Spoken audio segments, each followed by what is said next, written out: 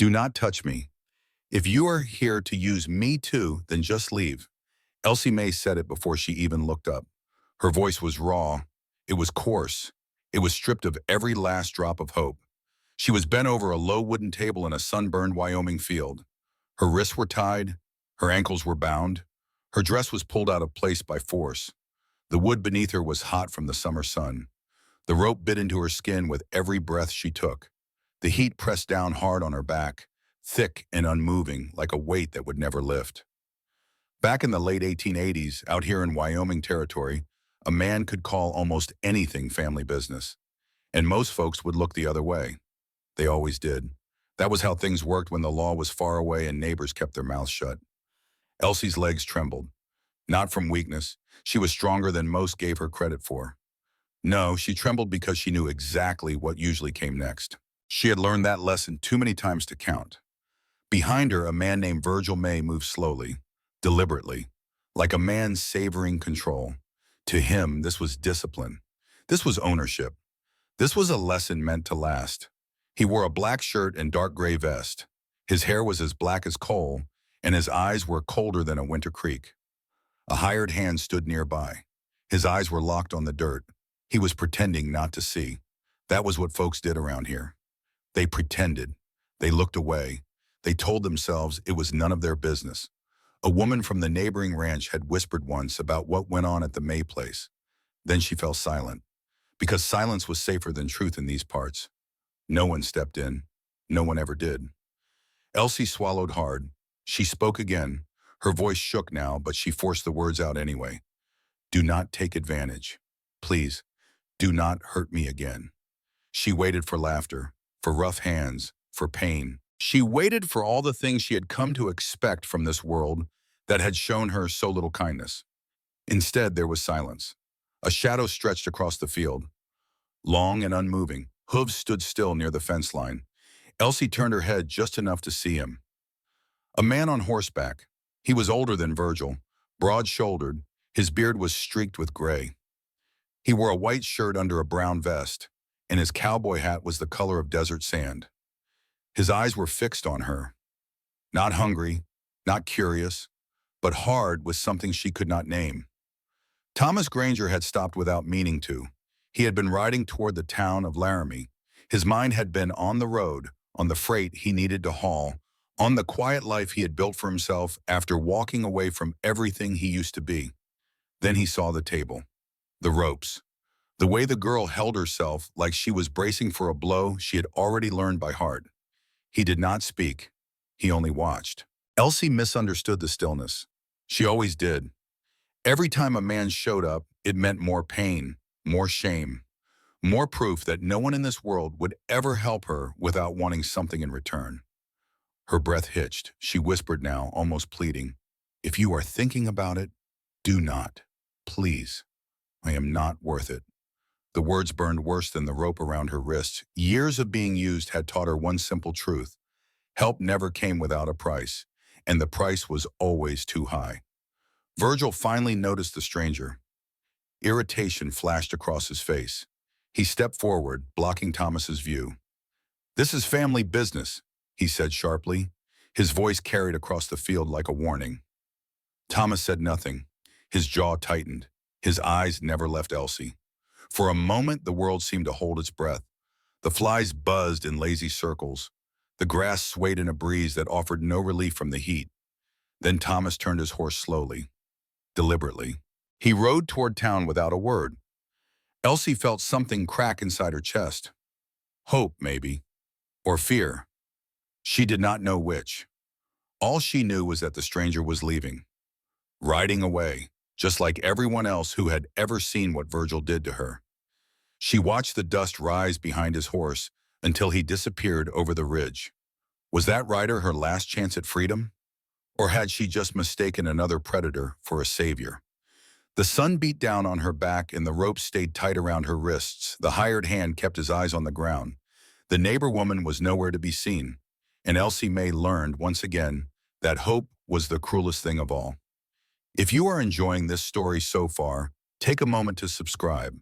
It helps this old campfire keep burning. Now settle in with your tea and let me ask you something. What time is it where you are? And where are you listening from? But here is the real question this chapter leaves us with. Thomas Granger rode away, but did he ride away to forget? Or did he ride away to do something about what he saw? Keep listening to find out. Thomas Granger did not ride far before the anger caught up with him. The dust followed his horse all the way down the road toward Laramie. It hung in the air like it had something to say, like it was waiting for him to turn around, like it knew he was not the kind of man who could just ride away from something like that. He kept his eyes forward, but the image would not leave him. The table, the rope, the way the girl spoke like help was just another kind of danger. He had heard that tone before, years ago, back when he still wore a beret and people told him which side he was on, back when he believed that law and justice were the same thing. Thomas was 48 years old now. His bones were stiff, his beard was gray, and he was tired in a way that sleep did not fix. He had walked away from law work after burying 2 partners and making one mistake he never talked about. Since then, he hauled freight when it paid. He rode point for cattle drives when the work was there. He kept his head down and his mouth shut. That was the deal he had made with himself. Stay out of trouble, stay out of other people's business, stay alive long enough to deal in peace. But some things did not stay buried. Some things clawed their way back up no matter how deep you tried to dig the hole. By the time he reached Laramie, his jaw ached from being clenched too long. The town was alive with summer noise. Boots pounded on boardwalks. Someone laughed too loud outside the saloon. A dog barked at a wagon rolling by. Life went on in Laramie like it always did, like nothing was wrong anywhere in the world. Thomas stepped into the sheriff's office without knocking. Sheriff Amos Klein looked up from his desk. He was squinting through the smoke of a hand-rolled cigarette. His hair was the color of sand, and he wore a silver badge on his chest that caught the light from the window. "You look like hell," Klein said. "Seen something worse?" Thomas replied. He told it straight, no drama, no guessing, just the facts. A girl held like property on a ranch near Medicine Bow.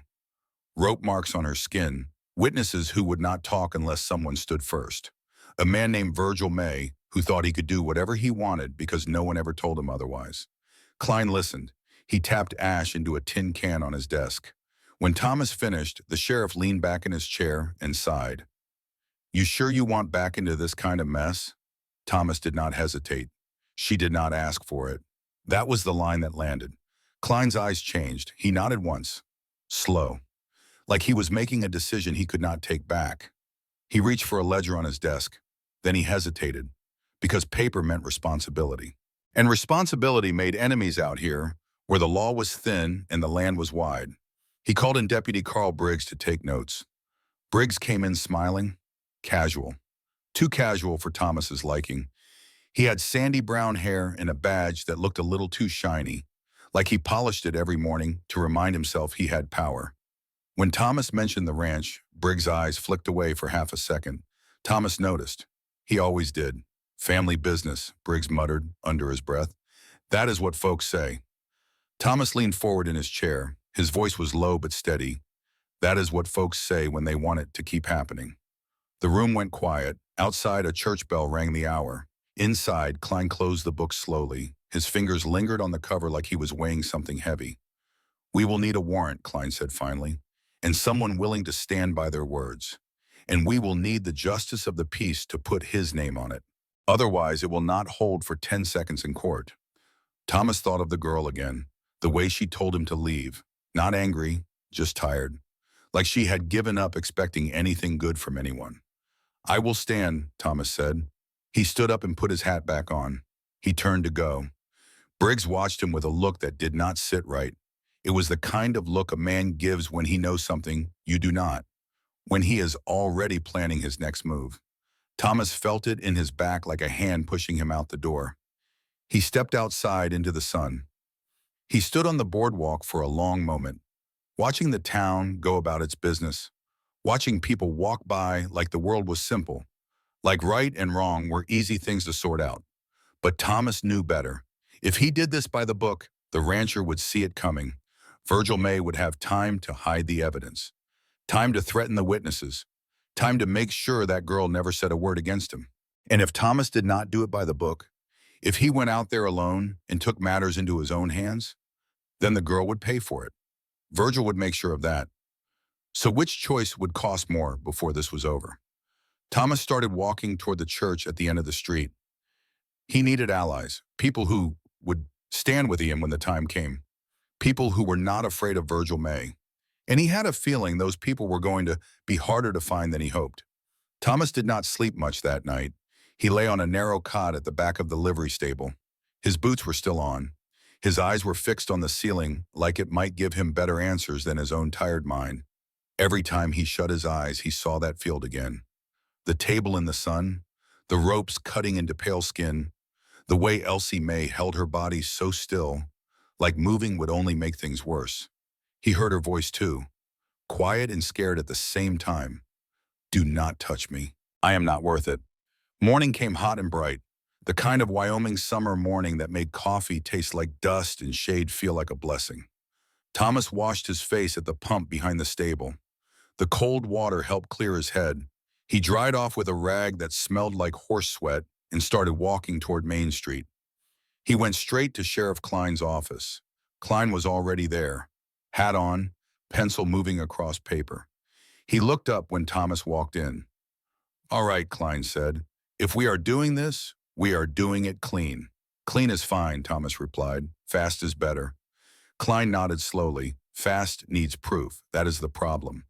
He pushed back from his desk and stood up. The floor creaked under his boots. Everyone in town knows Virgil May is trouble, Klein continued. But knowing and proving are two different animals. Folks love to whisper. They hate to sign their names to anything. Thomas understood. Virgil had a long reach. People who crossed him did not just lose friends. They lost fences, livestock, sometimes worse. The question was simple. Who would be brave enough to stand up first? Thomas had an idea. He thanked the sheriff and walked across the street to a small building behind the dry goods store. It was the town clinic.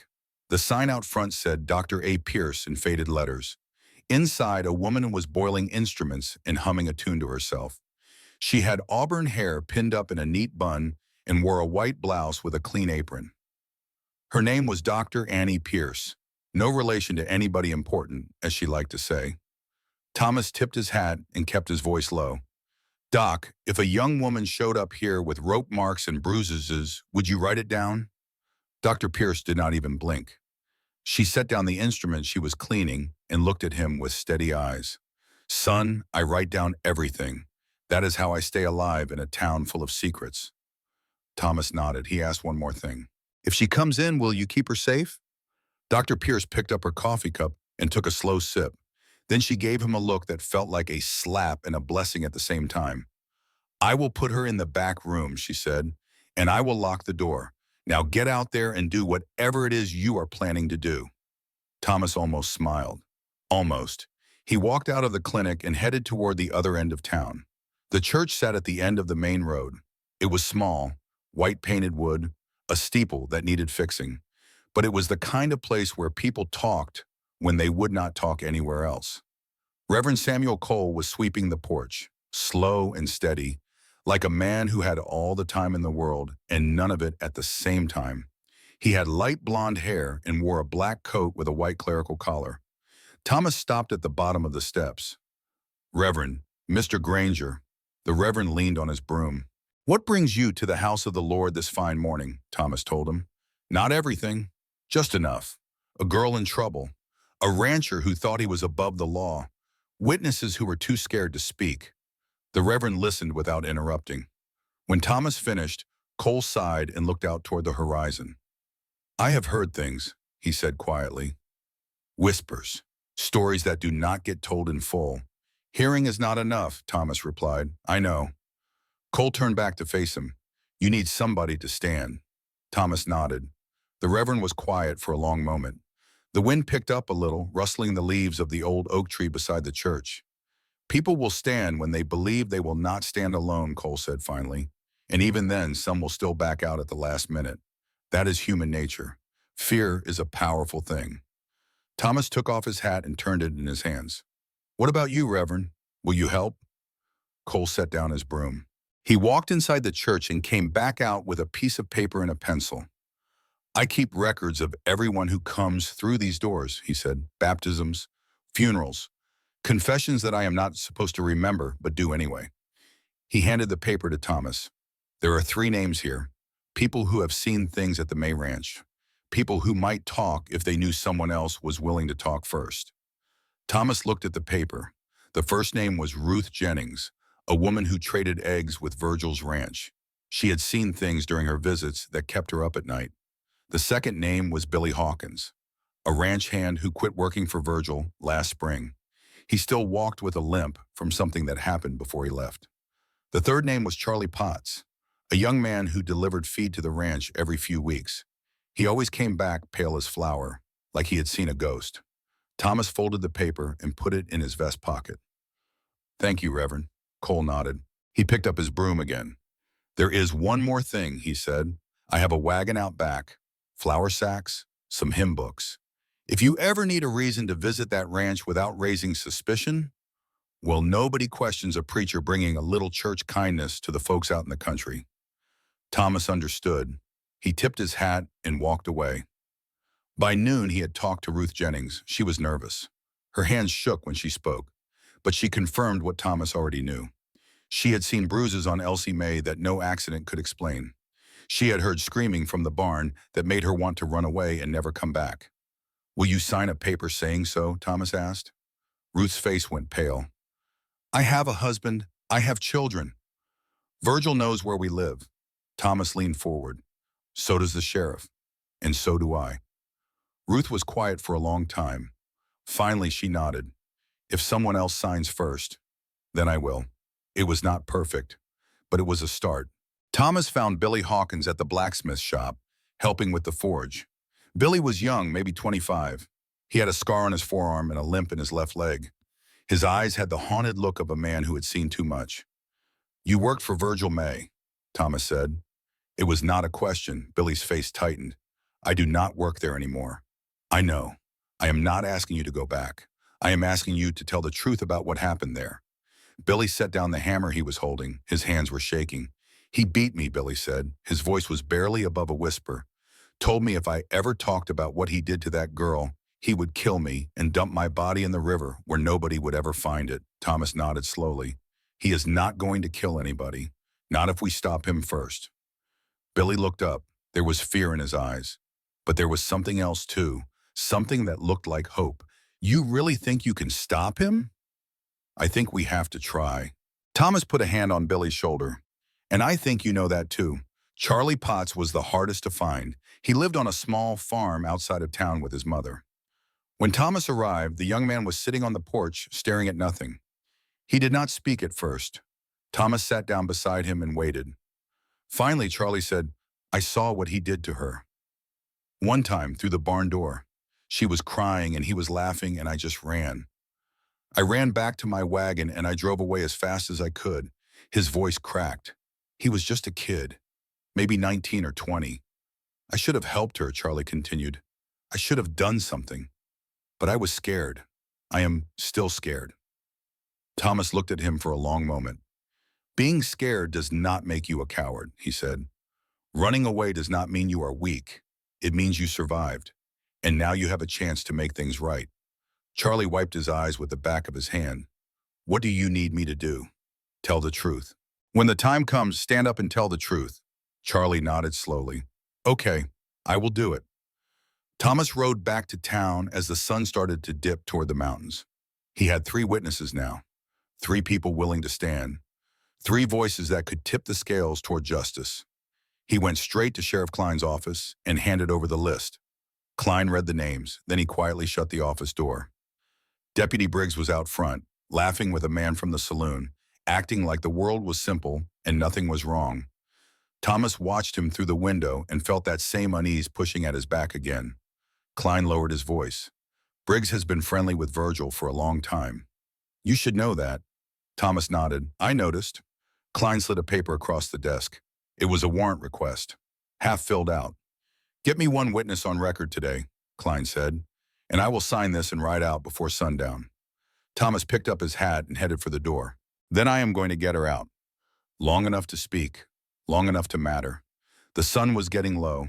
The shadows were getting long, and somewhere out at the May Ranch, Elsie was still waiting, still hurting, still hoping that someone, somewhere, would finally come for her. Thomas climbed onto his horse and started riding. He just hoped he was not already too late. Thomas left the sheriff's office with the warrant paper still blank and a knot in his stomach that would not loosen. He did not have the luxury of marching onto Virgil May's land empty-handed, not if he wanted Elsie alive tomorrow. So he did what older men learned to do. He planned like a man who had already buried too many friends. First, he went back to Dr. Pierce. She was cleaning her examination table when he walked in. She did not ask for details. She just slid a jar of healing salve across the counter and looked at him with knowing eyes. "If she comes in, I will see her," the doctor said. "If anyone follows, I will handle the door." Thomas felt something like gratitude rise in his chest, but he did not have time for sentiment. "Thank you, Doc." He walked out and headed toward the church. Reverend Cole was waiting for him. The wagon was already loaded. Flour sacks, hymn books, blankets, all the things a preacher might bring to a ranch on a charitable visit. "Nobody questions a man of God," Cole said as he climbed onto the wagon seat, "especially one bringing flour and scripture." Thomas tied his horse to the back of the wagon and climbed up beside the Reverend. "Let us hope you are right." They rode out in the late afternoon, when the sun started to drop and most men got lazy.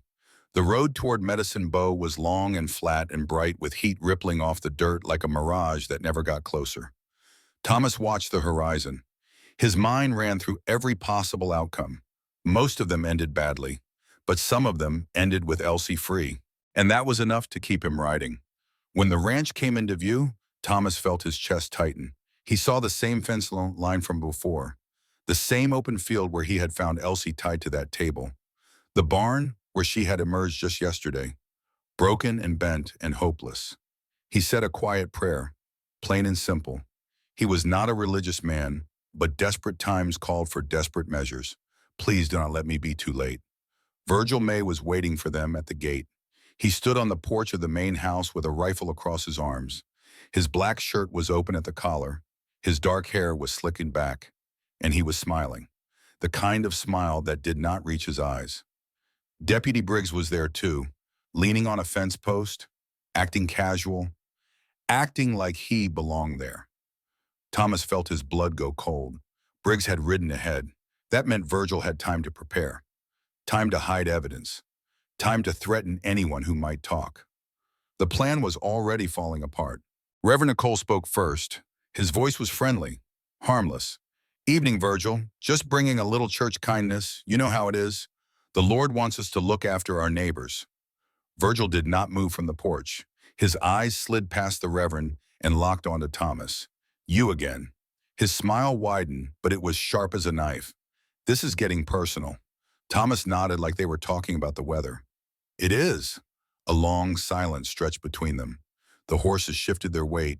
A crow called somewhere in the distance. Thomas knew he only had one card to play, and he had to play it carefully. "I would like to see Elsie," he said, "just to make sure she is healthy. Town is starting to talk. Might be good to put those rumors to rest." Virgil's smile flickered, just for a moment, just long enough for Thomas to see the anger underneath. "My niece is fine," Virgil said. "She does not need any visitors. I am sure she is fine." Thomas kept his voice steady. "But I reckon it would put people's minds at ease if she came out and said hello herself." Deputy Briggs shifted his weight against the fence. He put his hand on his belt, near his holster. A warning. Reverend Cole raised his hands in a peaceful gesture. Now, no need for any unpleasantness. We are just here as good neighbors. Surely there is no harm in letting the young lady step outside for a moment." Virgil's eyes narrowed. He looked at Briggs, then back at Thomas, then at the Reverend. Finally, he waved toward the barn. "Fine, bring her out." One of the ranch hands disappeared around the corner. A minute later, Elsie stepped into view. She moved slowly, stiffly. Her eyes were fixed on the ground. She wore the same light blue dress Thomas had seen before. It was wrinkled now, stained at the hem. She looked smaller than she had in that field, not because she was short, but because she had learned to fold herself up, to take up as little space as possible, to be invisible. When her eyes finally lifted, she saw Thomas. She flinched, not from fear of him, but from fear of what Virgil would do later, for letting anyone see her, for making Virgil look bad in front of witnesses. Thomas spoke softly, like talking to a horse that had been beaten too many times. Elsie, Dr. Pierce is in town. She wants to look at your wrists, just to check. No trouble. Elsie's lips parted, but she did not answer. Her eyes darted to Virgil. Virgil stepped closer. He put his hand on her shoulder, squeezing where the bruises were hidden, smiling for show. She is fine. Virgil's voice was smooth as oil. Are you not, sweetheart? Elsie swallowed hard. Her hands trembled at her sides. Thomas saw it all, the fear, the hesitation, the way she was calculating whether speaking the truth would be worth the punishment that would follow. He took a step forward. Elsie, you do not have to be afraid. Not anymore. The words hung in the air. For a long moment, nobody moved. Nobody spoke. Then Elsie lifted her chin. Just a little. Just enough. And in a voice so quiet it barely carried across the yard, she said the three words that would change everything. I am not fine. Virgil's fingers tightened on her shoulder. His smile vanished. He leaned close to her ear and whispered something that made all the color drain from her face. But she had said it. The words were out, and Thomas had heard them. Deputy Briggs cleared his throat. He pushed off from the fence and took a step forward. Sheriff does not need to hear about family squabbles, Thomas. His voice was casual, but his eyes were hard. Let us all just calm down and go about our business. Thomas looked at Briggs, then at Virgil, then at the gun on Virgil's hip. He knew exactly what was happening. Briggs was going to ride fast. He was going to warn Virgil to hide the evidence, to get his story straight, to make sure there was nothing for the sheriff to find when he finally showed up with a warrant. But Elsie had spoken, and that changed everything. Thomas met her eyes one more time. He tried to put all his hope into that look, all his promise. Hold on, he thought, just a little longer. Help is coming. Then he turned and walked back to the wagon. Reverend Cole was already gathering the reins. His face was pale, but his hands were steady. We should go, Cole said quietly. Thomas climbed up beside him. As the wagon pulled away from the ranch, Thomas looked back over his shoulder. He saw Virgil dragging Elsie toward the house. He saw Briggs mounting his horse and heading in the opposite direction. The race had begun. Sheriff Klein had to sign that warrant tonight, and Thomas had to get back to town before Briggs had time to make his move. Everything depended on what happened in the next few hours. Thomas snapped the reins and pushed the horses faster. Hang on, Elsie, he whispered into the wind. I am coming back for you. The wagon bounced over the rough road as Thomas and Reverend Cole pushed the horses as fast as they dared. Dust billowed behind them. The setting sun painted the sky in shades of orange and red. Any other day, it would have been beautiful. Tonight, it just meant time was running out. Thomas kept looking back over his shoulder. He could not see Briggs on the road, but he knew the deputy was out there somewhere, riding hard toward town, or maybe riding somewhere else entirely. Either way, Briggs was trouble, and trouble traveled fast. How much time do you think we have? Reverend Cole asked. His knuckles were white on the reins. Not enough. Thomas pulled his hat lower against the wind. We need to get to Klein before Briggs does. If the deputy convinces him to wait until morning, Virgil will have all night to cover his tracks. The Reverend nodded grimly and snapped the reins again. They reached Laramie just as the last light was fading from the sky. The streets were quieter now. Most folks were home eating dinner or settling in for the night. Lanterns glowed in windows. Somewhere a dog was barking. Thomas jumped off the wagon before it fully stopped. Thank you, Reverend. I will take it from here. Cole grabbed his arm. Be careful, Thomas. Men like Virgil May do not go down without a fight.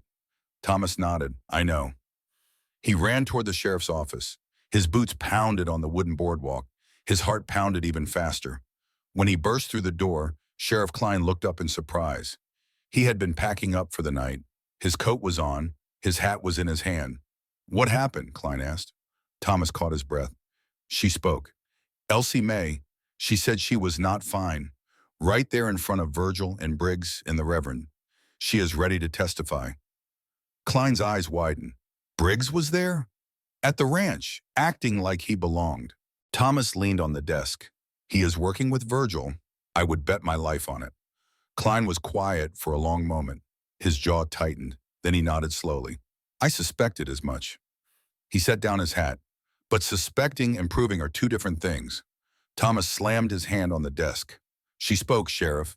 That girl is out there right now, scared out of her mind, waiting for someone to come back for her. And every minute we waste is another minute Virgil has to hurt her again. Klein held up a hand. All right, all right. He walked to the cabinet in the corner and pulled out a leather folder. I had the justice of the peace look over the paperwork this afternoon, just in case. Thomas felt a surge of hope. You mean? Klein pulled out the warrant. It was signed, sealed, official. I signed it an hour ago. Klein tucked the warrant into his vest. I was planning to ride out at first light. But if what you are saying is true, we cannot wait that long. Thomas could have hugged the man, but there was no time for that. How many men can you trust? Thomas asked. Klein counted on his fingers. There is Harold Jennings, Ruth's husband. He is not happy about his wife being scared to death by Virgil May. There is Samuel Reed from the general store, and old Pete McGraw. He owes me a favor from way back. That is 4 of us, Thomas said. 5 counting you. It will have to be enough. Klein grabbed his rifle from the rack on the wall. We ride in an hour. Gather who you can. Tell them to meet at the north edge of town. Thomas nodded and headed for the door. Thomas, he stopped and looked back. Klein's face was serious. This is not going to be easy. Virgil will fight. And if Briggs is there, we might be facing one of our own. Thomas met his eyes. I know. But sometimes doing the right thing means doing the hard thing.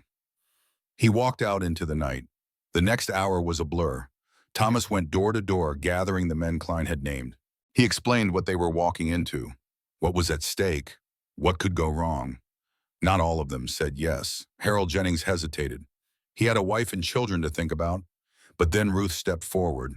She put her hand on her husband's arm. That girl needs help, Harold, she said quietly.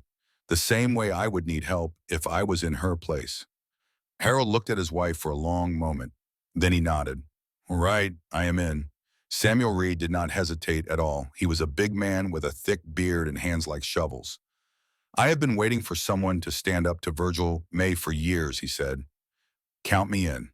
Old Pete McGraw was the last one Thomas found. He was sitting on his porch, smoking a pipe, watching the stars come out. You want me to ride against Virgil May? Pete asked. His voice was thin and reedy, but his eyes were sharp. I do, Thomas said. Pete was quiet for a moment. Then he smiled, a thin, knowing smile. I used to be a deputy, you know, long time ago, back when this territory was even wilder than it is now. He stood up and stretched his old bones. I always wondered if I would have one more fight left in me. Guess now I know.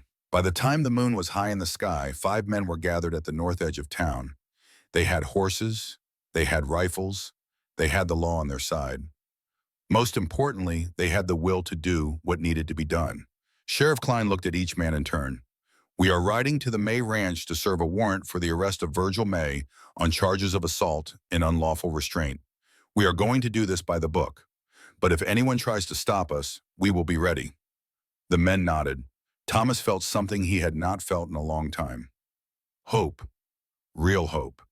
Not the desperate kind that fades as soon as the sun comes up, but the solid kind that comes from knowing you are not alone. Let us ride, Klein said. The 5 men spurred their horses and headed into the darkness. Behind them, the lights of Laramie faded into the distance.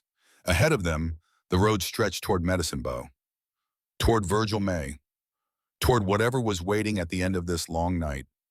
Thomas thought of Elsie, wondered if she was still awake, wondered if she was still hoping. Hold on, he thought. We are coming. And this time he was not riding alone. The ride to the May Ranch took most of the night. The 5 men rode in single file. Sheriff Klein led the way. Thomas rode right behind him. The others followed in grim silence. The only sounds were the steady rhythm of hooves on the dirt road and the occasional cry of an owl hunting in the darkness. Thomas watched the stars as they rode. The Big Dipper hung low on the northern horizon. The Milky Way stretched across the sky like a river of light. It was the kind of night that made a man think about his place in the universe, about what mattered and what did not. When they were about a mile from the ranch, Klein held up his hand. The men stopped. We rest here until dawn, Klein said quietly. I want to approach in daylight. Less chance of someone getting shot in the confusion. Thomas wanted to argue. Every minute they waited was another minute Elsie was in danger. But he knew Klein was right. A nighttime raid would only make things worse. They tied up the horses in a small grove of cottonwood trees. Samuel Reed passed around some jerky and hardtack. Nobody felt much like eating, but they forced themselves to chew. Thomas found a spot against a tree and tried to close his eyes. Sleep would not come. His mind kept racing through every possible scenario. What if Virgil was waiting for them with a dozen armed men? What if Briggs had warned him and they had already moved Elsie somewhere else? What if she was already dead? He pushed that thought away. He could not let himself think like that. Not now, not when they were so close. Around him, the other men dozed fitfully. Old Pete McGraw snored softly, his rifle cradled in his arms like a baby. Harold Jennings sat with his back straight, eyes closed, lips moving in silent prayer. The hours crawled by. Finally, the eastern sky began to lighten. Gray turned to pink. Pink turned to orange. And before long, the sun crested the horizon, painting the grassland in shades of gold. Klein stood up and brushed off his trousers. Time to go. The men mounted up and rode the final mile to the ranch. As they crested the last hill, Thomas could see the main house in the distance. Smoke rose from the chimney. A few horses were tied up near the barn. Everything looked peaceful, normal. But Thomas knew better. Nothing about this place was normal. They approached the front gate slowly. Klein held the warrant high so anyone watching could see it. For a long moment, nothing happened. Then the front door of the house swung open. Virgil May stepped onto the porch. He was dressed like he was expecting company. Black shirt buttoned to the collar, dark gray vest, pistol on his hip, and that same cold smile on his face. "Well, well," Virgil said, "the law has come to call." He spread his arms wide. "To what do I owe the pleasure, Sheriff?" Klein did not smile back. "Virgil May, I have a warrant for your arrest. You are being charged with assault in unlawful restraint against Elsie May." Virgil's smile flickered, just for a moment, then it came back stronger than before. "Assault? Restraint?" He laughed. "That is quite an imagination you have, Sheriff. I have done nothing but care for my dear niece. She is family. Everything I do is for her own good." Thomas felt his hands tighten on the reins. It took every ounce of self-control he had not to draw his gun right there. "That is not what the witnesses say," Klein replied. "And it is not what she says either." Virgil's eyes narrowed. He scanned the group of men behind Klein. His gaze lingered on Thomas. "You," Virgil said, pointing. "You are behind this. You stuck your nose where it did not belong." Thomas met his stare. Someone had to. Deputy Briggs appeared from behind the barn. He was leading his horse, but he stopped when he saw the group at the gate. His face went pale. "Sheriff." Briggs tried to smile. "I did not expect you so early." Klein did not take his eyes off Virgil. "I bet you did not." The tension in the air was thick enough to cut with a knife. Virgil crossed his arms over his chest. "You have a piece of paper. That is very impressive. But you are on my land now, Sheriff, and I do not take kindly to strangers making accusations against my family." "This is not an accusation," Klein said. "This is the law. You can come peacefully, or you can make this difficult. Either way, you are coming with us." For a long moment, nobody moved. Then Virgil laughed, a low, ugly sound that made Thomas's skin crawl. "You think you can just ride onto my ranch and take me away?" He shook his head. "I have friends, Sheriff. Powerful friends. This is not over. Not by a long shot." He started to turn toward the door, and that was when Thomas saw Elsie. She was standing in the doorway behind Virgil. Her face was pale, her eyes were wide, and there was a fresh bruise on her cheek that had not been there yesterday. Something inside Thomas snapped. "Elsie!" he shouted. She looked up. Their eyes met across the yard, and in that moment something changed in her face. The hopelessness faded. Just a little. Just enough. She took a step forward. Virgil spun around. He saw what was happening, his face twisted with rage. "Get back inside," he snarled. He reached for her arm, but Elsie ducked under his grasp. She ran. She ran across the porch and down the steps. She ran toward the gate where Thomas and the others were waiting. She ran like her life depended on it, because it did. Virgil lunged after her. He caught her arm and yanked her backward. "Let me go!" Elsie screamed. It was the first time Thomas had heard her raise her voice. "Please, let me go." Thomas was off his horse before he knew what he was doing. He covered the distance to the porch in seconds.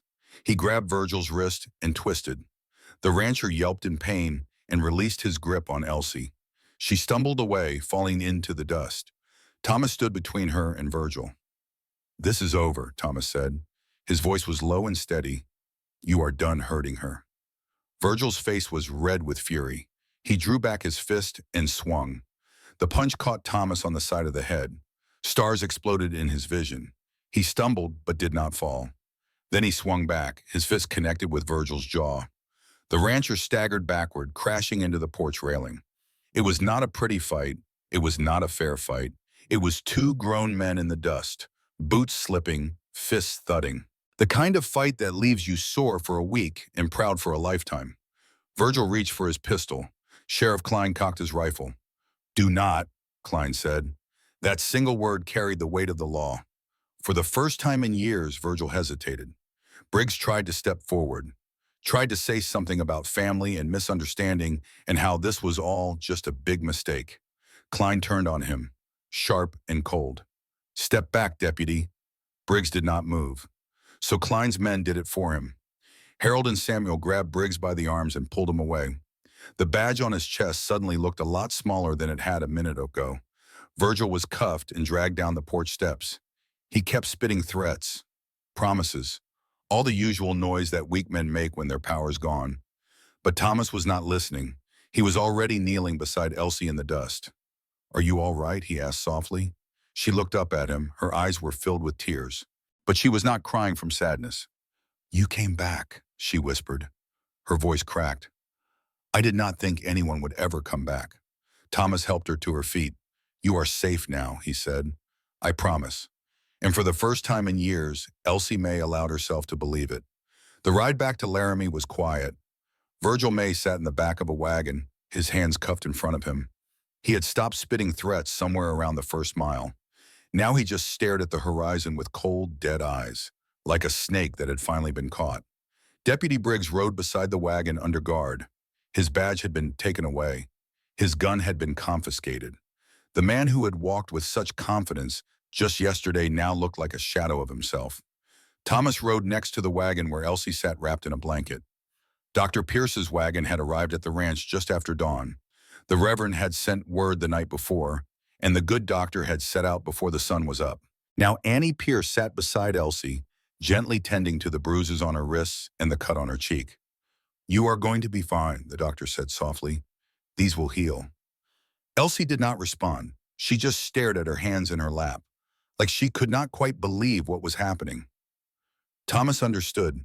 When you spend years expecting the worst, it takes time to believe that something good might finally be coming your way. They reached Laramie by mid-morning. Word had already spread. People lined the streets, watching in silence as the wagon rolled past. Some faces showed shock. Others showed satisfaction. A few showed fear, probably the ones who had been friendly with Virgil over the years. Sheriff Klein led the procession to the jailhouse. Virgil was escorted inside and locked in a cell. Briggs was put in the cell next to him, separated by iron bars. Thomas watched through the window as the cell door clanged shut. It should have felt like victory, but something in his chest still felt heavy, unsettled. The court date was set for 2 weeks later. In the days leading up to the trial, Thomas found himself spending more and more time with Elsie. At first, it was just practical. He helped her find a room at the boarding house. He made sure she had clean clothes and enough food to eat. He introduced her to the kind folks in town who would look out for her. But as the days passed, something else started to grow between them. They would sit on the porch of the boarding house in the evenings, watching the sunset paint the mountains in shades of purple and gold. Elsie would talk about her past, about the family she had lost, about the years she had spent under Virgil's control. And Thomas would listen, not judging, not offering advice, just listening. Sometimes that was enough. One evening, about a week before the trial, Elsie finally asked the question Thomas had been dreading. "Why did you help me?" Thomas was quiet for a long moment. The last light of day was fading from the sky. "Because someone had to," he said finally. Elsie shook her head. "That is not an answer. Lots of people saw what Virgil did to me. None of them did anything." Thomas looked at her, really looked at her, at the strength in her eyes, at the scars she would carry for the rest of her life. "I used to be a lawman," he said, "a long time ago. And I made a promise to myself that I would protect people who could not protect themselves. He paused. I broke that promise for a while, after I lost my partners, after I made some mistakes I could not forgive myself for. I ran away from everything I used to believe in. Elsie waited. But when I saw you in that field, Thomas continued, something woke up inside me, something I thought was dead. He looked down at his hands. I helped you because I had to. Because if I had ridden away and done nothing, I would have lost the last piece of myself worth saving. Elsie was quiet for a long time. Then she reached out and took his hand. Thank you, she said simply.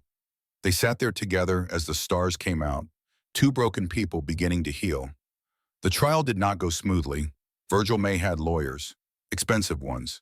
They came all the way from Cheyenne wearing fancy suits and carrying briefcases full of documents. They argued that Virgil was a respected member of the community, a family man, a pillar of society. They painted Elsie as a troubled young woman with a vivid imagination.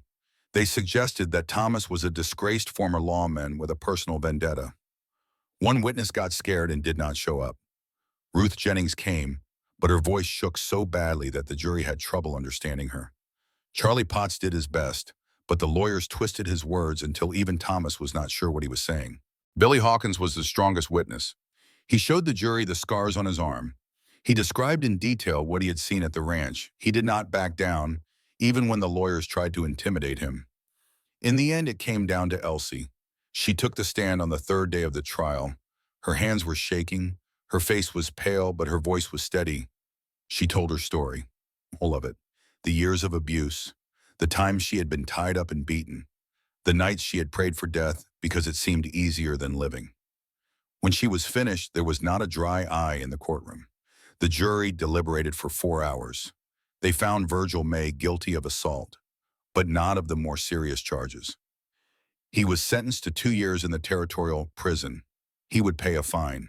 He would lose his standing in the community, but he would not hang. He would not spend the rest of his life behind bars. Thomas watched as Virgil was led out of the courtroom in chains. The rancher turned and met his eyes. This is not over, Virgil said quietly. His voice was cold, measured. I will be out in 2 years, maybe less with good behavior. And when I get out, I will remember everyone who stood against me. Thomas did not flinch. I will be waiting. The door closed, and Virgil May was gone.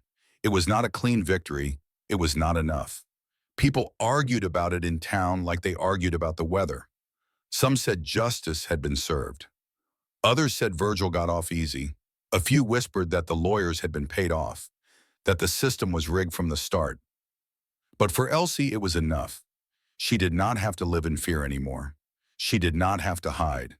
She could walk down the street without looking over her shoulder. And for the first time in her life, she was free. As for Deputy Briggs, he did not go to prison, but he lost his badge, which was the only thing he ever truly loved. They found him a month later, working at a stable in Cheyenne, shoveling manure for 50 cents a day. Thomas figured that was justice enough. The weeks after the trial were strange and quiet. Laramie went back to normal, or at least something close to it. The whispers about Virgil May faded into the background noise of daily life. People had their own problems to worry about, their own lives to live. But for Thomas and Elsie, everything had changed. Thomas found himself at a crossroads. He had come to Laramie as a drifter, a man running from his past.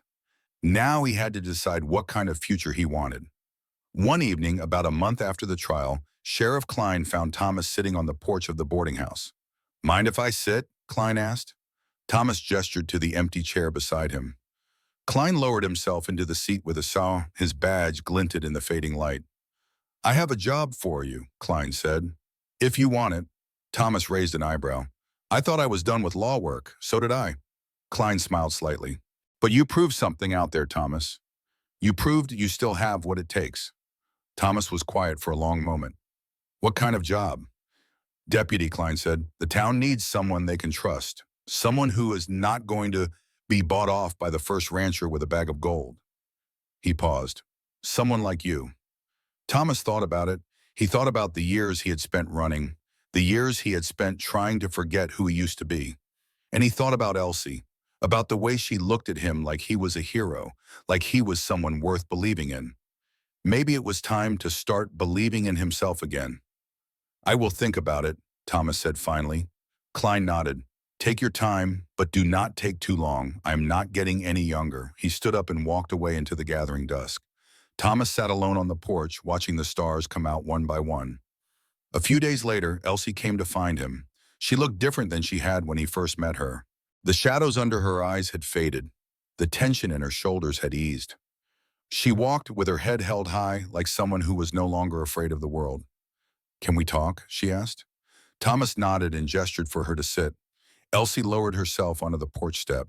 She was quiet for a moment, gathering her thoughts. I have been thinking, she said finally, about what comes next. Thomas waited. I cannot stay here, Elsie continued.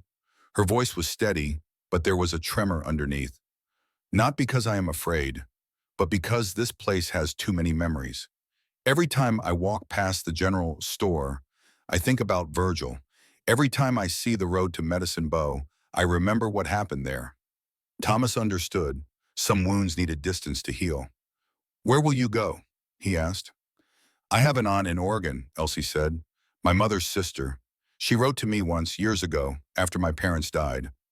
I never wrote back because Virgil would not let me. She paused. But Dr. Pierce helped me send a letter last week. My aunt wrote back. She said I could come live with her. Thomas felt something tighten in his chest. He was happy for her, truly happy, but he would miss her. Oregon is a long way from here, he said. I know. Elsie looked at him. Her eyes were shining. But I need to start over. Somewhere clean, somewhere new. Thomas nodded slowly. I understand. They sat in silence for a while. The breeze carried the scent of sage and wildflowers. Finally, Elsie spoke again. You could come with me. Thomas blinked. What? To Oregon. Elsie turned to face him. Her cheeks were flushed. You said you were just passing through Laramie. You do not have any roots here. No family, nothing holding you down. She took a deep breath. I know we have only known each other for a few weeks, she continued. And I know you are older than me. But when I am with you, I feel safe. For the first time in my life, I feel like I am not alone. Thomas did not know what to say. Part of him wanted to say yes, wanted to ride off into the sunset with this beautiful, brave woman who had survived things that would have broken anyone else. But another part of him knew it was not that simple. Elsie, he said gently, you have been through so much. You are still healing. You need time to figure out who you are without someone else defining you. Elsie's face fell. You are saying no. I am saying not yet. Thomas reached out and took her hand. Go to Oregon. Find your aunt. Build a new life. And if, after a year or two, you still feel the same way, you write to me, and I will come. A year or two? Elsie's voice was small. Thomas smiled. I am not going anywhere. I think I am going to stick around Laramie for a while. Maybe take that deputy job Klein offered me. Elsie was quiet for a long moment. Then she nodded slowly. Promise me, she said. I promise. She leaned forward and kissed him on the cheek. Thank you, she whispered. For everything. The stagecoach left Laramie 3 days later. Thomas stood on the boardwalk and watched as Elsie climbed aboard. She turned and waved to him through the window. He raised his hand in return. The driver cracked his whip. The horses lurched forward, and the stagecoach rolled away down the dusty road, heading west toward the mountains. Thomas watched until it disappeared over the horizon. Then he turned and walked toward the sheriff's office. He had a badge to pick up and a new life to start. The first letter arrived 3 months later. Thomas was sitting at his desk in the sheriff's office when the mail came in. Most of it was the usual nonsense. Wanted posters, reports from other territories, a complaint about someone's cattle wandering onto someone else's land. But there was one envelope that made his heart skip. The return address said Oregon. Thomas opened it carefully, like it was something precious, something fragile. Dear Thomas, the letter began. I have been meaning to write for weeks now, but I could not find the right words. How do you thank someone who saved your life? How do you put that into words on a page? Oregon is beautiful. The mountains are different here, softer somehow. And the trees are so green it almost hurts to look at them. My aunt is wonderful. She reminds me of my mother. She makes the same kind of bread. She hums the same songs. Sometimes when I close my eyes, I can almost pretend that the last 10 years never happened. I am working at a small school in town, teaching the younger children their letters and numbers. Can you believe it? Me, a teacher, I never thought I would be anything except what Virgil told me I was. But I am more than that. I know that now. Because of you. I hope you are well. I hope Laramie is treating you kindly. I think about you every day. About the way you looked at me like I was worth saving.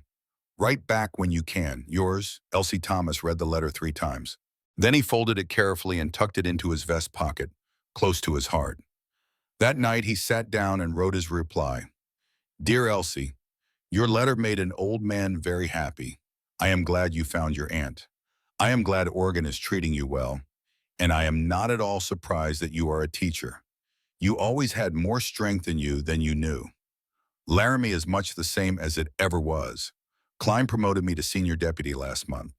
The pay is not much, but the work keeps me busy. And busy is good for a man like me. I arrested a cattle rustler last week. He tried to run, but he was not very fast. Reminded me of Briggs, actually. All bluster and no substance. Speaking of Briggs, I heard he moved to California. Good riddance. Some people are not worth thinking about. I am glad you are happy, Elsie. That is all I ever wanted for you. Write again soon. Your friend, Thomas. Letters continued for almost 2 years. Elsie wrote about her students. About the way the leaves changed color in autumn. About the first snow of winter and how it covered everything in white, making the world feel clean and new. Thomas wrote about his work, about the small victories and the occasional frustrations, about the way the town was growing and changing, with new families arriving every month. And slowly over time, the letters changed. The formal greetings gave way to something warmer. The polite closings became more personal. Your friend became something else entirely. In the spring of 1890, Elsie's letter ended with 3 words that made Thomas's heart stop. I love you. He stared at those words for a long time. Then he stood up, walked to Sheriff Klein's office, and handed in his resignation. Klein looked up in surprise. Where are you going? Oregon, Thomas said. I have a promise to keep. Klein smiled. About time. The journey to Oregon took 6 weeks. Thomas traveled by stagecoach, by train, and finally by horseback through the mountain passes. The landscape changed around him as he went. The flat plains of Wyoming gave way to rolling hills. The hills gave way to mountains. The mountains gave way to valleys so green they looked painted. When he finally crested the last ridge and saw the small town where Elsie lived, his heart was pounding so hard he could barely breathe. He found her at the schoolhouse. She was standing in the doorway, waving goodbye to her students as they ran home for the afternoon. Her hair was longer than he remembered. Her face was fuller, healthier. The shadows were gone from her eyes. She looked up and saw him. For a moment, neither of them moved. Then Elsie was running across the schoolyard, running like she had that day at the ranch, except this time she was running towards something instead of away. She threw herself into his arms. You came, she whispered against his chest. You really came. Thomas held her tight. I made a promise. They stood there for a long time, wrapped in each other's arms, while the afternoon sun painted everything in shades of gold. That evening they sat on the porch of Elsie's aunt's house, watching the sunset. What happens now? Elsie asked. Thomas looked at her, at the woman she had become. Strong, beautiful, free. Well, he said slowly, I reckon I could find work around here. There is always a need for someone who knows how to keep the peace. Elsie smiled. You would stay? In Oregon? I would stay anywhere, Thomas said. As long as you are there. Elsie leaned her head against his shoulder. I used to dream about this, she said softly. Back when I was at the ranch, when things were at their worst. I would close my eyes and imagine that someone would come for me. Someone who would see me as a person instead of a thing to be used. Her voice caught. I never believed it would actually happen. I thought those dreams were just lies I told myself to get through the night. Thomas put his arm around her. Dreams are not lies, he said. Sometimes they are just promises that have not been kept yet. They were married that fall in the little church at the center of town. Elsie's aunt cried happy tears. The school children threw flower petals. And Thomas Granger, who had spent so many years running from his past, finally found a future worth staying for. Years later, when people asked Elsie how she ended up in Oregon with a former deputy from Wyoming, she would smile and say it was fate. But Thomas knew better. It was not fate that brought them together. It was choice. The choice to stop and look when everyone else looked away. The choice to speak up when it would have been easier to stay silent. The choice to ride back again and again until justice was done. That is the lesson of this story, my friends. You do not need to be young to do what is right. You do not need to be loud to be brave. Sometimes courage is just showing up and refusing to look away. So let me ask you something. If you saw what Thomas saw, would you speak up? Or would you tell yourself it was not your business? If you were the neighbor, would you risk your peace to save someone else's life? And if you were Elsie, would you trust love again after the world taught you that love always has a price? If this story touched your heart, tap like and subscribe for more tales of the Old West. And tell me in the comments, what time is it where you are? And where are you listening from? Until next time, friends, keep the fire burning.